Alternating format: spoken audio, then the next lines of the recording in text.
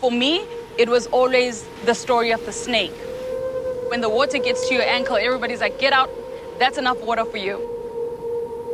We grow up with this fear that there's something in the water and at any point it could take you. We get on the boat goes out, we jump out onto the water, and then I start freaking out.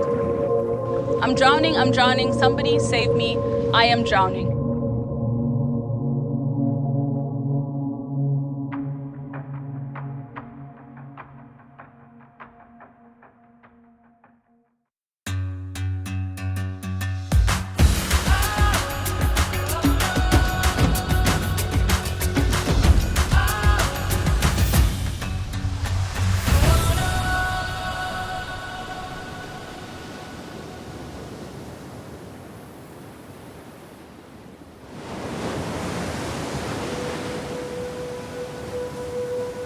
It's very difficult for us to give meaning to things that we don't understand, especially in the space of water. It's a question of how do we re-look at this whole narrative. My name is Zandile Ndhlovu and I'm a 32-year-old from South Africa. So I grew up in Soweto, which is very far from the sea. Like a lot of us growing up, we don't really come across the sea until that one trip that happens when you get closer to the ocean. The myths around the ocean growing up have always been about a big snake that takes little children. As the water pulls in, when the waves are crashing and pulling the water in, and if any of the kids didn't make it out, the snake took them. My grandmother will say, Umnumzan is out, and that means that the big snake is out and everyone must be careful. I mean, growing up as black young people was impossible. Like, a pool was daunting. A normal swimming pool was daunting. My whole life I've always felt like I don't fit in. Never finding home in the spaces where I was at. My corporate experience was interesting. It felt uncomfortable because there was a box. I didn't want to sit in the woman box. I didn't want to sit in the black box. I didn't want to sit in any box. I just wanted to live my heart out in the way that I've always lived my heart out.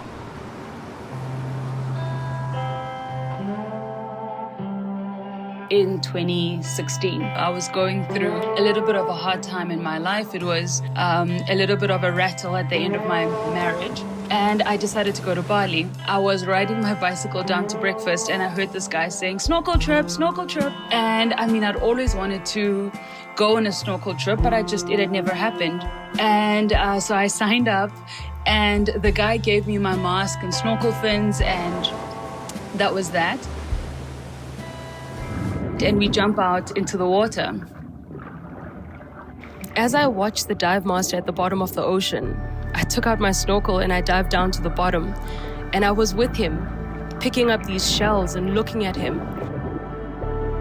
And I'll never forget the feeling.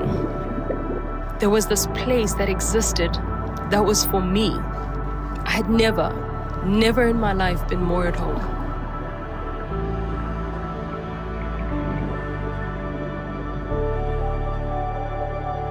And then I come across this video and I'll never forget it because I thought, what kind of witchery is this? These three girls are on the top of the water and they just dive in, right? And they're swimming along the reef. They don't have cylinders on their backs. And I just thought, what the hell is going on? So then I obviously go onto my laptop to find out what it is. And I found out that was freediving. You dive into space and you're just by yourself and all that surrounds you is just a beauty and a peace like you've never known. And you're free from what is to come. You're free from what has happened. All there is the now. The brain relaxes. It's not thinking about the many things that it does. There's nothing else that matters than that moment. The first in every single reaction is shock. Everyone will say, but that's white people stuff.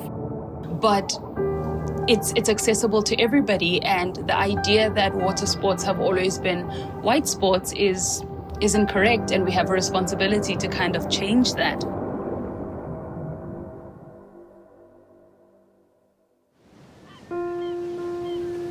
Becoming the first Black freediving instructor is not an individual achievement.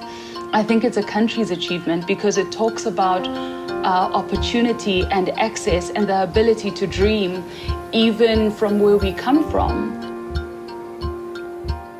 So I decided to start the Black Mermaid Foundation because, one, there is a present fear when it comes to water, when it comes to Black and brown people. I wanted to create a safe space to have discussions and how does that open up opportunities? These are spaces that are largely untransformed in South Africa. The Black Mermaid Foundation was so much bigger than being a freediving instructor. It wasn't about that. It was saying, how do we go back and change the narrative? You just need to be present enough to realize, to just take a breath. The obstacles that I had to go over is a lot of mind stuff.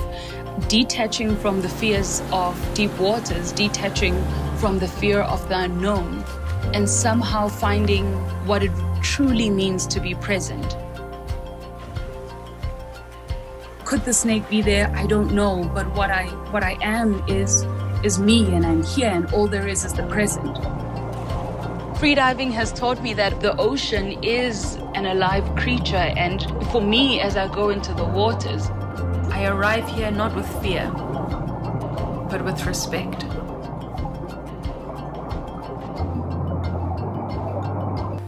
It's not just, about the freediving aspect. It's not just your work. It's how you show up everywhere.